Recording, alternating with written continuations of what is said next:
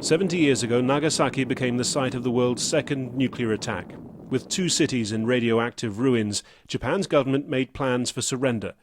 70 years on, Nagasaki's recovery mirrors Japan's remarkable transformation, one that saw its leaders embrace the technology that had defeated the country to help power its resurgence.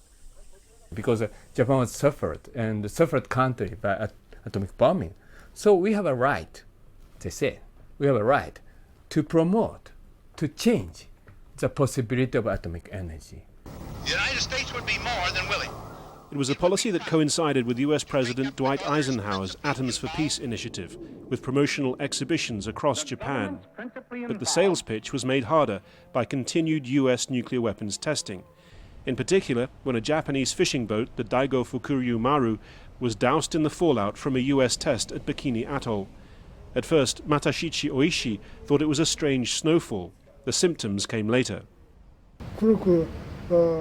My face turned black and my skin started to fall off, but I concealed it from everyone because I didn't want my family and I to face discrimination.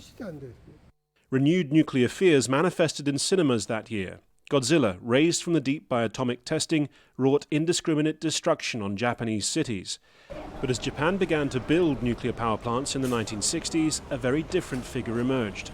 Astro Boy was the epitome of moral science, the savior robot powered by a nuclear reactor. His creator always denied he was a pro-nuclear symbol, but the industry still used his image in pamphlets like this, in which he carries a nuclear plant to a far-off jungle where it saves freezing animals and survives an earthquake and tsunami unscathed. For decades, as Japan's economy soared, national confidence surged, and Japanese factories, fueled by nuclear energy, exported products and know-how to the world, those sorts of promotional messages chimed with what many people in this country were experiencing. But in 2011, faith in nuclear power and in the institutions designed to ensure its safety was shaken to its core. In the aftermath of the Fukushima disaster, every one of Japan's nuclear reactors gradually shut down. A majority of public opinion is against restarting them. Japan's Prime Minister Shinzo Abe has made it clear that just as in the 1950s, such concerns are trumped by the energy nuclear reactors offer a resource-poor nation.